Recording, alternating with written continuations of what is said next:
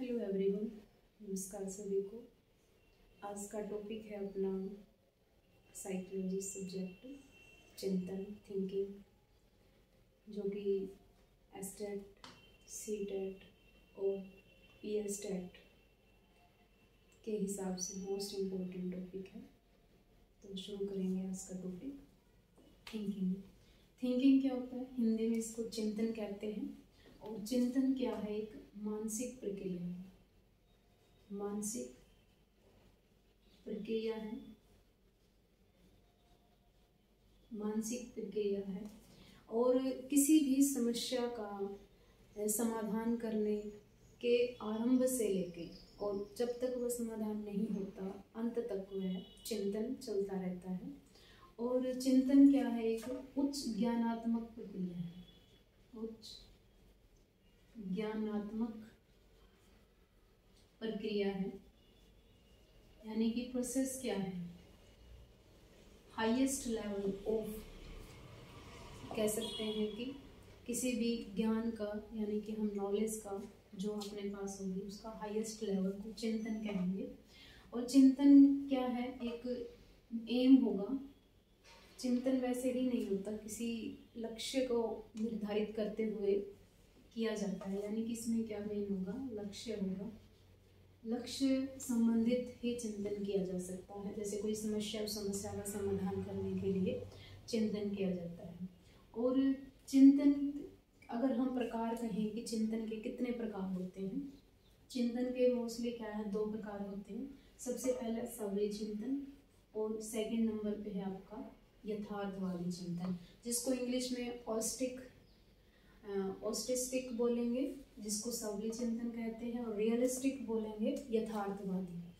तो जो अपना चिंतन है, और फर्दर आगे रियलिस्टिक के 3 प्रकार बताए गए हैं, जिसको अभिसारी चिंतन कहते हैं, अपसारी चिंतन कहते हैं, आलोचनात्मक चिंतन कहते हैं।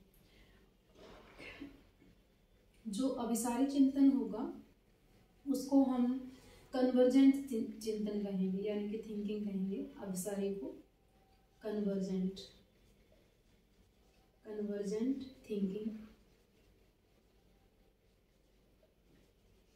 और ये होगा आपका डाइवर्जेंट थिंकिंग।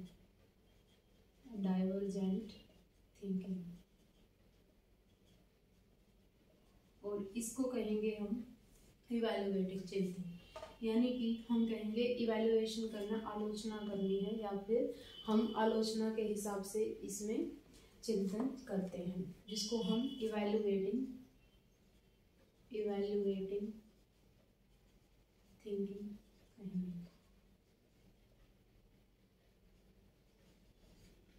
अब सबली चिंतन जो होगा, इसको हम कल्पना या कोई भी विचार होते हैं, अपनी इच्छाएं होंगी, उससे रिलेटेड माना जाता है। यानी कि काल्पनिक जो विचार होंगे या फिर इच्छाएं होंगी, इमेजिनेशन होंगी, डिजायर होंगी, उससे संबंधित चिंतन अगर होता है उसको हम ऑस्टिस्टिक बोलेंगे।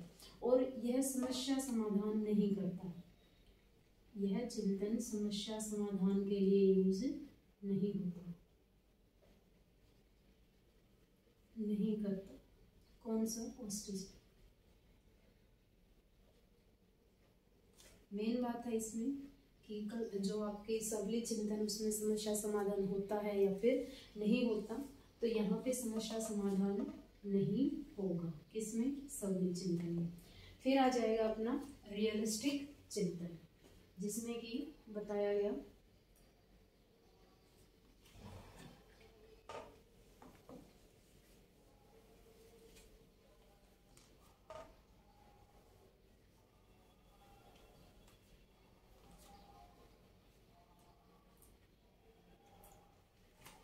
रियलिस्टिक जो चिंतन है, कन्वर्जेंट जिसको थिंकिंग कहेंगे।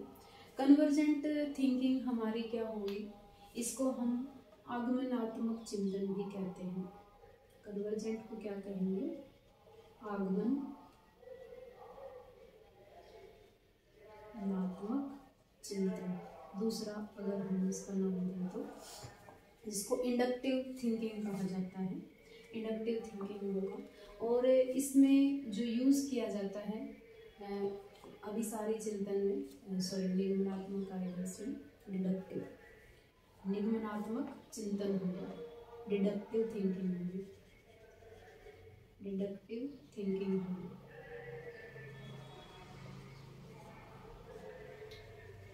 और डिडक्टिव थिंकिंग क्या होगी, जैसे कि हम डिडक्टिव मेथड करते हैं कि पहले क्या होगा, रूल्स टू एग्जाम्पल होगा, सेम ऐसे ही जो भी तथ्य निर्धारित किए जाते हैं उनके आधार पर निष्कर्ष होगा, यानी कि जो आपके पास फैक्ट है उसके आधार पर ही निष्कर्ष निकाला जाएगा। और यह किसके लिए यूज होगा, प्रतिभाशाली बच्चों के लिए यूज होगा,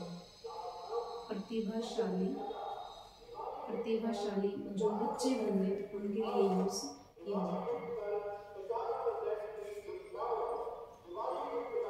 और इस चिंतन का जो श्रेय है वो किसको जाता है, इस चिंतन का जो श्रेय जाएगा गिलफोर्ड को जाएगा, यानी गिलफोर्ड ने सबसे पहले इसको इंट्रोड्यूस किया था। और इस चिंतन में बुद्धि संबंधी चिंतन होगा और तर्क संबंधी चिंतन होगा। अगर पूछ ले कि बुद्धि संबंधी चिंतन किसमें होगा, बुद्धि संबंधी चिंतन और तर्क संबंधी चिंतन किसमें होगा, वो आपका कन्वर्जेंट थिंकिंग में होगा, कन्वर्जेंट थिंकिंग में होगा। फिर आ जाएगा अपना डाइवर्जेंट थिंकिंग। डाइवर्जेंट थिंकिंग क्या होगा, डाइवर्जेंट थिंकिंग इसका बिल्कुल ही अपोजिट होगा। इसमें इंडक्टिव थिंकिंग यूज होगा, इंडक्टिव थिंकिंग यूज होगा। और जो सृजनात्मक बालक होते हैं उनके लिए यूज किया जाता है, रचनात्मक सृजनात्मक बच्चों के लिए यूज, बच्चे इसका यूज करते हैं। सृजनात्मक जो बालक हैं इस चिंतन का प्रयोग करते हैं। और इस चिंतन में जो मेनली क्या होगा, इसको रचनात्मक बालक यूज करते हैं।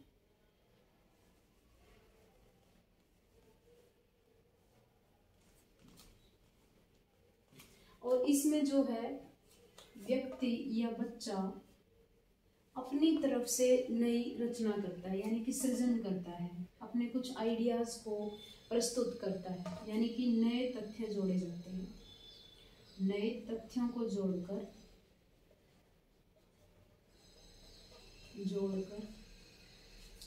निष्कर्ष पर पहुंचता है, यानी कि कंक्लूजन बनाता है। कोई भी समस्या है उसको अपने विचारों कॉपी नहीं करता, अपना कुछ अलग से नया कंस्ट्रक्ट करता है। और इसको हम किताबों से बाहर का चिंतन भी कहते हैं, किताबों से बाहर का चिंतन किसको कहते हैं, डाइवर्जेंट थिंकिंग को।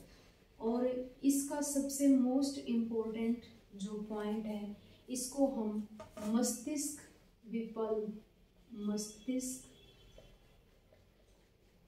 विपल जिसको हम बोलेंगे चिंतन प्लस, जिसमें कि अन्वेषण किया जाता है। अन्वेषण क्या होगा, खोज, सर्चिंग, रिसर्च, जिसको हम यानी कि खोजबीन करके उसका रिजल्ट निकाल के उसके बाद कुछ निष्कर्ष पर पहुंचा जाता है। मोस्ट इम्पोर्टेंट है कि अन्वेषण संबंधी चिंतन किस में होगा, अपसारी चिंतन में किया जाएगा। तो ये था अभिसारी और अपसारी चिंतन। एक हमने अभी पढ़ा था जिसमें कि पॉइंट लिखा था आलोचनात्मक चिंतन।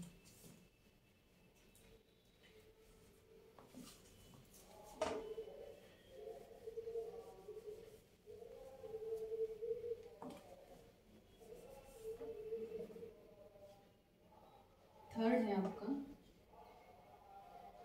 आलोचनात्मक चिंतन। आलोचनात्मक चिंतन में क्या आएगा कि इसमें इवैल्यूएशन होगा, यानी चिंतन, इस चिंतन में व्यक्ति किसी घटना या तथ्य, कोई भी घटना है या फिर कोई तथ्य है, फैक्ट है उसके पास, तो उसको सच्चाई को स्वीकार करने से पहले, यानी कि कोई घटना है उसके बारे में सच्चाई जानने से पहले या निष्कर्ष पर पहुंचने से पहले उसके गुण व दोष परखता है, आलोचना करता है। गुण व दोष को परखता है या फिर जांच करता है, दोष की जांच करता है। किसमें? आलोचनात्मक चिंतन में। यानी कि कोई भी सच्चाई को स्वीकार करते हैं तो उससे पहले इस चिंतन में बच्चे क्या करते हैं, उसके गुण अच्छे या फिर दोष, जो भी मेरिट्स डिमेरिट्स हैं, उनकी जांच करके ही उस पर निष्कर्ष पर पहुंचा जाता है।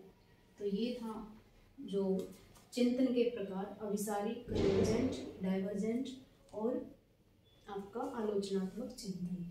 अब इसमें कहते हैं कि जो सबसे अच्छा चिंतन कौन सा माना जाता है? सबसे अच्छा चिंतन इसके हिसाब से कौन सा होगा? सबसे अच्छा चिंतन होगा आपका अपसारी चिंतन। अपसारी चिंतन जो कि बच्चे की रचनात्मक और सृजनात्मक शक्ति को, कैपेसिटी को एनहेंस करता है।